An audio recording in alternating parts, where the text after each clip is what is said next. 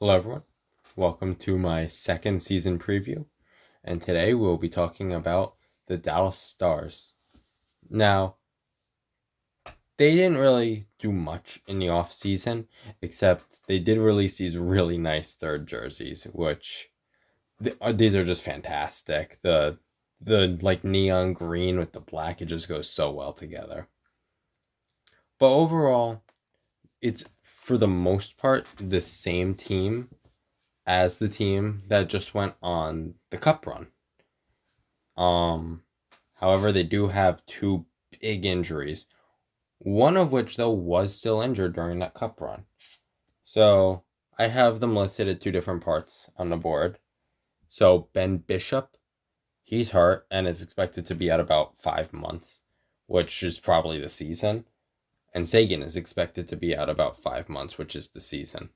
So those are two huge players to lose. I was shocked when they brought back Hudobin because I thought Hudobin would go on to be a starter somewhere. He's the starter here, at least until the playoffs, I would say. So, going into the categories, so there are top 5 players, top 3 forwards, top 2 defensemen. I have, in the absence of Sagan, I put Pavelski, and then with Ben and Radulov, and then on the blue line, Heiskanen and Klingberg. So that is 2 years ago. That's an amazing top 3 on offense. But Pavelski's getting older. He was phenomenal in the playoffs, but had an iffy regular season. Ben and Radulov both had very down years this past season. And the team as a whole just couldn't score. If they can fix their scoring woes, these 3 players need to be in the middle of that. And they need to be putting up a lot of points. And missing Sagan is huge because he was by far their leading point scorer on a team that couldn't score. So losing him is so huge for them. And I think that they'll be okay and still be able to make the playoffs, I would think. Pavelski, I think that what he did in the playoffs is a little overachieving, but he'll still be very good this offseason. And we'll see if he can thrive playing in the first line role with Ben and Radulov. Ben and Radulov have to have bounce back years. That was not the Ben and Radulov that have been playing with them. And that's that high-end first line that they have. The blue line, though, it's a very solid top 2. Miro Heiskinen, one of the best young defensemen in the NHL. Probably like the 3rd best young defenseman behind Dahlin and Makar. And in the playoffs last year, he really showed that he can carry that blue line. And with him as the other one, John Klingberg, one of the best offensive defensemen in the NHL. I don't think that I had him in my top 20 defensemen video, but by offensive ability, he would have been a top 5 offensive defenseman in the NHL. And he's just phenomenal offensively. And I believe he plays with Lindell, who makes up in the defensive aspect. And as a whole, the whole team is just pretty good defensively and has amazing goaltending to make up for it. And now going for their bottom 5, I'm not too familiar with Dallas, so I went on Cap Friendly and basically just took their bottom line and their bottom pairing. And what I got was it's going to be Dowling, Kiviranta, Dickinson, Sekera, and Pissick. Sekera and Pissick is a very good bottom 2 defenseman. Both of them I'd probably say should be around number 5 defensemen, which it's very good to have 2 number 5 defensemen as your 5-6. And I've always been a fan of Pissick and Sekera. But they're not the best players, but it's a very solid blue line at the least.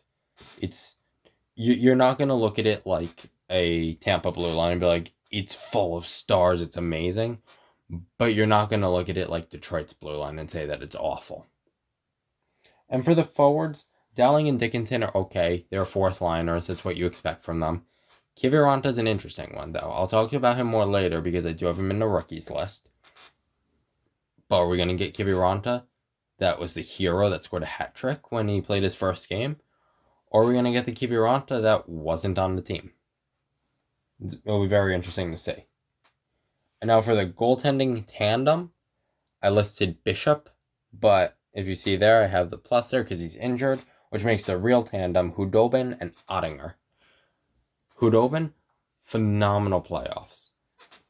He's never really had a chance to take the reins as a full-on starter, though. And this is his first season as a full-on starter at 35, 36 years old. And it'll be very interesting to see, can he carry the team for more than a playoff series? Did he go on a run, or is he a really good goalie? I've always been a huge fan of his, and I really think that he'll do very well. Will he do as well as he did on the Cup run? No. But I think that he'll do good enough so that he'll be decent to fill in for Bishop. It'll be like they have a normal starter instead of an elite starter, I think. And then Ottinger I'll talk more about in the rookie section. For other notables, Rope Hintz, very underrated player. I would argue that there were times last year he was their best forward. And while players like Sagan, Ben, and Radulov are the big star players, he's one of those players that don't get noticed, that does everything right out there. And I really think that when Pavelski eventually retires, he'll slide into that second line center spot and be phenomenal there. And then eventually, if they end on Tyler Sagan ends up parting ways with them at some point while Hintz is there, I don't think that they'll be badly off having Hintz as a first line center by the time he hits his prime. He just seems to do everything right out there most nights and is phenomenal offensively and defensively. Second, Denis Gurianov. I think he was mostly a third liner last year, but he wasn't given the ice time to really prove himself. Watching him play, he looks like that he can be an elite goal scorer. Granted, he does look like that he will be mostly goals, not many assists, but he looks good. And he could be a 40 goal scorer, I think. And the sky's the limit for that kid. Last year was his rookie year, and I'm going to say he's the most underrated rookie last year.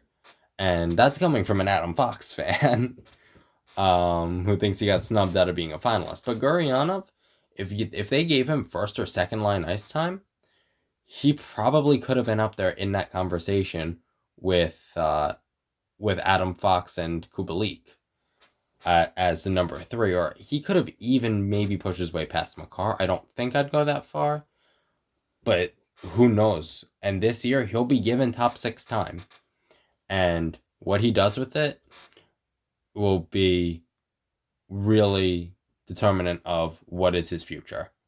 Will he be that elite 40 goal scorer I think he can be? Or is he more so a 20 goal scorer? I have Sagan there. If Sagan can come back late in the season and say they're competitive for a playoff spot, he can tip them over the edge and get them those last few wins, I think. In their division, it's hard to see them missing out on the playoffs. But you know what? Anything can happen this year. Everything's pretty unpredictable. But if they are missing out, though, Sagan could absolutely be something that tips it in their favor come playoff time. And then Essa Lindell, I have as another notable. No, he will not. He has no chance, in my opinion, of pushing his way into a top 5 because in front of him is Heiskanen and Klingberg. But he's a very solid top end defenseman for them. Like I said before, he plays with Klingberg, and that pairing is phenomenal. I really think that Lindell is a very solid defenseman, and honestly, there's not much to really say about him. He's a top 4 defenseman, probably a number 3, ideally, which he is on this team. And he just looks really good most nights. You don't really see many flaws in his game, but he's not a standout player either. He's just very solid. Now, looking at the possible rookies, Robertson will almost definitely crack the lineup. Kiviranta, again, almost definitely. Ottinger will only crack it because Bishop is hurt. And Dellandrea might make the lineup. We'll have to see. Starting with Robertson, I don't know much about him, honestly. I haven't seen anything about him except that he's supposed to be in their middle six this season, is what I saw on uh on Daily Faceoff. Um, so we'll have to see what he can do there. Maybe he'll end up pushing into a top six role. Maybe not. Probably I'd see him around a third liner, but he could push his way up as the season goes on, though. Kiviranta, is the one that I really want to talk about. Gets a hat trick and is the savior of Dallas. And that seen as like basically the turning point of their playoffs. And then they started going on that huge run, which led them to the Cup final, where they just got stopped by a hot Tampa that no one was going to beat. And for the most part, Kiviranta is seen as a third liner. But he has shown that flash of stardom, which nobody thought that he had in him. Can he prove us wrong again? Of someone that probably shouldn't be in the NHL to now somebody that probably won't be a top six player. Can he push his way after showing that stardom? Does he just need that talent to play with? We'll see in this upcoming season. I personally think that he'll probably peak at fringe second liner at best by his prime. For the most part, third liner though. But he has the potential to be up in the top six. Ottinger will be the backup goalie. He didn't play much in the playoffs. He didn't play much in the regular season either. But it'll be very important for him to play well.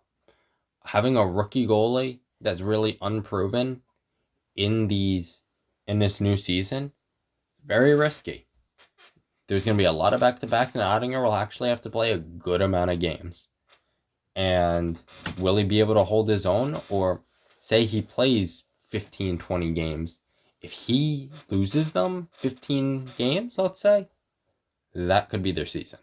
If he's not good enough. And backups are going to be a huge deal this year because I think that Dallas had around 10 back-to-backs on their schedule. And they need him to be phenomenal in those back-to-backs and then some. Because at least if last season is an indication, they can't rely on their offense for it. Now, Lantera is the interesting one. I don't think he'll make the lineup, but he's, I think, 20 years old, a first-round pick, and he looks very good. And they will not put him in the lineup, though, if he will be on their third or fourth line. They will want him to play in the minors in that case, and then get actual ice time. And it'll be very interesting if he makes the lineup, though, to see where does he slot in and who does he push down. I see a very high ceiling for Dellandrea, probably first liner in his prime. I wouldn't go as far as saying elite, but he'll be very good. And it'll be very interesting to see where his career comes from here. He's still very young, and if he doesn't make the NHL this season, it wouldn't be a disappointment. And he's one of those players, though, that could push into the NHL in 2 years, and then, oh, here we go, Calder winner Dellandrea, just out of nowhere. I could definitely see that being the case with him.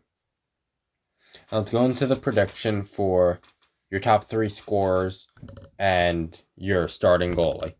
So the top 3 scorers, I have as their leading point scorer, Denis Gurianov. I am expecting a huge breakout season out of him. I expect him to get 20 goals, 25 assists for 45 points in a 56-game season, which is phenomenal for him. Which that would be just under 40 goals in a normal 82-game season, and he's still young. And he's finally getting the ice time that he deserves this season, and I think he'll make the most of it. And he will be a big reason that this team continues to have success even without Tyler Seguin. He will be a huge name that'll step up and really bring this team forward and come together without 2 huge players on their team. Second on the team, I have Miro Heiskin, defenseman. 10 goals, 30 assists, 40 points seems pretty reasonable for me in a 56-game season. He's always been very good for them. And the playoffs, he just looked phenomenal. If he ended up being their leading point scorer and got 56 points in 56 games, I would not be surprised. But I went a little more conservative, especially considering the fact that this is a defensive team. If he was on a team that was better offensively, though, I probably would have predicted him to have about 50 points. But based on the way the team plays, 40 points in 56 games seems very reasonable for him. I'm expecting a bit of a bounce back from Jamie Benn as their third player. I think that he'll have 15 goals and 20 assists for 35 points. Now, Jamie Benn is a player. If he got 65 points in 56 games, that's the Jamie Benn that we know. That's the Jamie Benn that's been on Dallas for years. Or he could completely flop and get about 15 points. And it'll be, okay, so this is the new Jamie Benn. And I see somewhere in the middle, I don't see him being that elite point scorer anymore. I think that last year was less of a fluke and more of a sign of things to come. I think he'll average out between his elite and his down year. But overall, though, the best is behind us with Jamie Benn, especially if he's not playing with Tyler Seguin. And he has to carry that line now, unless if Pavelski or Radulov can take a step forward. But I really think that Jamie Benn will be the one to take that step forward on that top line if he doesn't lose a top line spot. Because if I'm right about my point predictions, would it be that far off to say that Gurianov can push past Jamie Benn? And then how good will Jamie Benn be without Seguin? And then going on to Hudobin, I think that they'll, for the most part, ride Hudobin for most of their games and only play Ottinger when needed or when against a really bad team. So I have in 40 games played, which is a lot, he'll have a 2.4 goals against and a 918 save percentage. The 918 is a huge step down from, I think he had around a 930 last season, but he's taking a starter's role this year, and he will definitely take that step back. And especially with how many games he has to play, he'll get worn down by the end of it. And if he's not playing well by the end of the season, you better hope that Ben Bishop is ready for playoff hockey. And Ottinger, if he can prove that he's a really good goalie and deserves to be in the NHL, yeah, they can cut his games down to probably, say, 35. And the 2.4 goals against, though, even with that good, not amazing save percentage, Dallas is a defensive team. You're not going to score many goals against Dallas, but they're not going to score at all against you some nights. And it'll be very interesting to see, can Hudobin put up the kind of stats that he did last year and stay at around the 930? Or is this more realistic for him, where he will be a very good goalie, not an elite level goalie? But then going on to my final predictions for the team, I think that they will finish anywhere from 3rd to 6th in the new Central Division. It's a very tough division at the top. And then once you get to the bottom, not so much. Detroit and Florida are pretty easy to take over. It's a pretty packed middle. I'd put Dallas on around the same level as Columbus and Nashville. So probably around 3 to 5 is more reasonable for them. But who knows what could happen this season. The loss of Seguin, though, is just very hard for them to absorb, I think. If they didn't lose Seguin, I might have them anywhere from 1st to 4th, I would say, and be a guaranteed playoff team. But losing Tyler Seguin is huge, and we'll have to see how they absorb it. But thank you guys so much for watching. If you like this video, give it a like and leave a comment. And if you didn't like it, comment and tell me what you didn't like about it. Thank you guys so much for watching. I'll talk to you in the next one. Bye.